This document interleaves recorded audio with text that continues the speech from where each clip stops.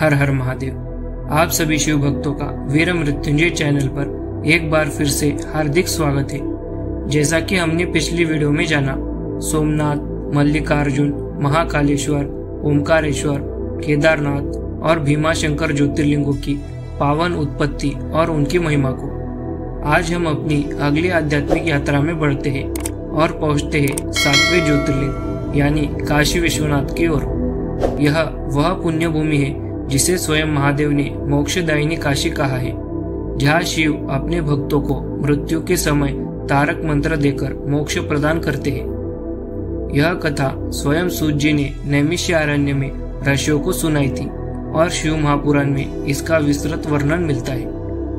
और यदि आप विस्तार से जानना चाहते हैं कि काशी की महिमा क्या है और कौन कौन काशी में प्रवेश कर सकता है, तो इस विषय पर बनाई गई विशेष वीडियो जरूर देखिएगा, जिसमें विस्तार से इन सभी रहस्यों का उद्घाटन किया गया है।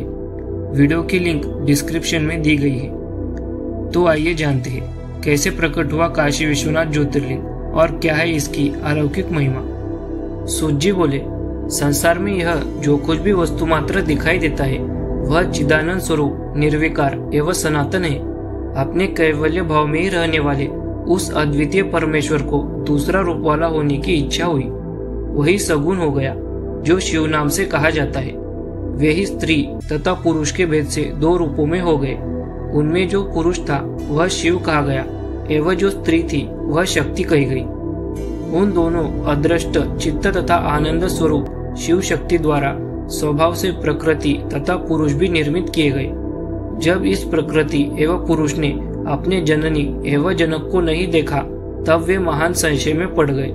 उस समय निर्गुण परमात्मा से आकाशवाणी उत्पन्न हुई कि तुम दोनों तप करो, उसी से उत्तम सृष्टि होगी।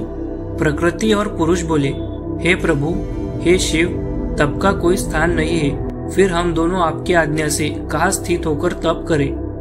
तब निर्गुण शिव ने अंतरिक्ष में स्थित सभी सामग्रियों से समन्वित संपूर्ण तेजों का सारभूत पंचक्रोश 5 कोस परिमाण वाला एक शुभ तथा सुंदर नगर बनाया, जो कि उनका अपना ही स्वरूप था। उस नगर को शिवजी ने पुरुष के समीप भेज दिया। तब वहां स्थित होकर पुरुष रूप विष्णु ने सृष्टि की कामना से उन शिवजी का ध्यान करते हुए बहुत काल पर्यंत तप किया। तपस्या के श्रम से उनके शरीर से अनेक जलधाराएं उत्पन्न हो गई और उनसे सारा शून्य भर गया। उस समय कुछ भी दिखाई नहीं पड़ता था। इसके बाद विष्णु ने देखा कि यह क्या आश्चर्य दिखाई दे रहा है। तब इस आश्चर्य को देखकर विष्णु ने अपना सिर हिला दिया। तब विष्णु के कान से उनके सामने एक मणि गिर पड़ी। वही मणिकर्णिका नाम से एक महान तीर्थ हो गया। जब वह पंचक्रोशात्मिका नगरी उस जलराशि में डूबने लगी, तब निर्गुण शिव ने उसे शीघ्र ही अपने त्रिशूल पर धारण कर लिया। इसके बाद विष्णु ने प्रकृति नामक अपनी स्त्री के साथ वही शयन किया। तब शंकर की आज्ञा से उनके नाभि कमल से ब्रह्मा प्रकट हुए। तब उन्होंने शिव की आज्ञा पाकर अद्भुत सृष्टि की रचना की। उन्होंने ब्रह्मांड में 14 लोकों का निर्माण किया। मुनियों ने इस ब्रह्मांड का विस्तार 50 करोड़ योजन बताया है।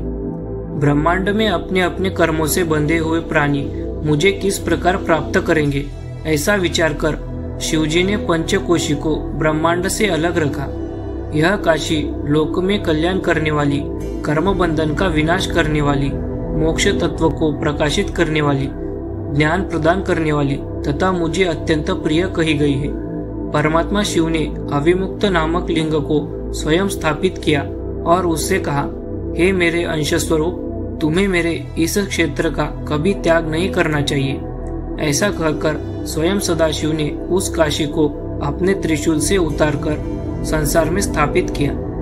ब्रह्मा का एक दिन पूरा होने पर भी उस काशी का नाश निश्चित ही नहीं होता। उस समय शिवजी उसे अपने त्रिशूल पर धारण करते हैं। ब्रह्मा द्वारा पुनः सृष्टि किए जाने पर वे काशी को स्थापित करते हैं। सभी प्रकार के कर्म बंधनों को नष्ट करने के कारण इसे काशी कहते हैं। अविमुक्तेश्वर नामक लिंग काशी में सर्वदा स्थित रहता है।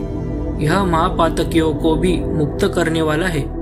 अन्यत्र मोक्षप्रद क्षेत्रों में सारूप्य आदि मुक्ति प्राप्त होती है, किंतु यहाँ प्राणियों को सर्वोत्तम सायुज्य मुक्ति प्राप्त होती है। जिनकी कहीं गति नहीं होती, उनके लिए वाराणसी पुरी है। महापुण्यदायिनी पंचकोशी करोड़ों हत्याओं को विनष्ट करने वाली है। सभी देवता लोग भी यहाँ मृत्यु की इच्छा करते हैं, फिर दूसरों की बात ही क्या है। शंकर को प्रिय यह नगरी सर्वदा भोग एवं मोक्ष को देने वाली है। ब्रह्मा, विष्णु, सिद्ध, योगी, मुनि तथा त्रिलोक में रहने वाले अन्य लोग भी सदा काशी की प्रशंसा करते हैं। हे महर्षियों, मैं काशी की संपूर्ण महिमा को 100 वर्षों में भी नहीं कह सकता, फिर भी यथाशक्ति वर्णन करता हूँ। जो कैलाशपति भीतर से सत्वगुणी बाहर से तमोगुणी कहे गए हैं तथा कालाग्नि रुद्र के नाम से प्रसिद्ध है, वे निर्गुण होते हुए भी सगुण रूप में प्रकट हुए शिव है। उन्होंने अनेक बार प्रणाम करते हुए शंकर से यह वचन कहा था। रुद्र बोले, हे विश्वेश्वर, हे महेश्वर, मैं आपका हूँ, इसमें संदेह नहीं है। हे महादेव, मुझ पुत्र पर अम्बा सहित आप कृपा कीजिए। हे जगन्नाथ, हे जगतपते, लोक कल्याण की कामना से आप यहीं पर सदा निवास कीजिए और सबका उद्धार कीजिए, मैं यही प्रार्थना करता हूँ। सूत जी बोले, तदनंतर मन तथा इंद्रियों को संयत करने वाले अविमुक्त ने भी बारंबार शिव की प्रार्थना करके अपने नेत्रों से आंसुओं को गिराते हुए प्रसन्नता पूर्वक शिव जी से कहा। अविमुक्त बोले, हे देवादिदेव, हे महादेव, सचमुच आप त्रिलोकपति है और ब्रह्मा तथा विष्णु आदि के द्वारा सेवनीय है। हे देव, आप काशीपुर में अपनी राजधानी स्वीकार कीजिए और मैं अचिंत्य सुख के लिए आपका ध्यान करता हुआ यही निवास करूंगा। आप ही मुक्तिदाता एवं कामनाओं को पूर्ण करने वाले हैं, दूसरा कोई नहीं। इसलिए आप लोकोपकार के लिए पार्वती सहित सदा यही निवास करें। हे सदाशिव, आप यहाँ निवास करते हुए संसार सागर से सभी जीवों का उद्धार कीजिए और भक्तों का कार्य पूर्ण कीजिए, मैं आपसे बारंबार प्रार्थना करता हूँ। सूत जी बोले, इस प्रकार उन विश्वनाथ के द्वारा प्रार्थना किए जाने पर सबके स्वामी शंकर जी वहाँ निवास करने लगे। जिस दिन से वे हर काशी में आए तभी से वह काशी सर्वश्रेष्ठ हो गई। तो भक्तों, यह थी काशी विश्वनाथ ज्योतिर्लिंग की दिव्य उत्पत्ति की कथा, जिसके अनुसार काशी कोई साधारण नगरी नहीं बल्कि स्वयं शिव द्वारा रचित वह अविनाशी भूमि है जो सृष्टि के प्रारंभ में बनी थी और प्रलय के समय भी अडिग रहती है। यहाँ भगवान शिव ने स्वयं विश्वनाथ ज्योतिर्लिंग की स्थापना की ताकि वे यही निवास कर भक्तों को मोक्ष का मार्ग दिखा सके। इस कथा से हमें यह शिक्षा मिलती है कि जहाँ श्रद्धा है वहाँ शिव है और जहाँ शिव है वहाँ भय नहीं। अगर आपको यह वीडियो ज्ञानवर्धक और प्रेरणादायक लगी हो तो इसे लाइक, शेयर और सब्सक्राइब जरूर करें, क्योंकि अगली वीडियो में हम जानेंगे त्र्यंबकेश्वर ज्योतिर्लिंग की उत्पत्ति और उसकी अद्भुत महिमा। तब तक के लिए हर हर महादेव, जय माता आदिपराशक्ति।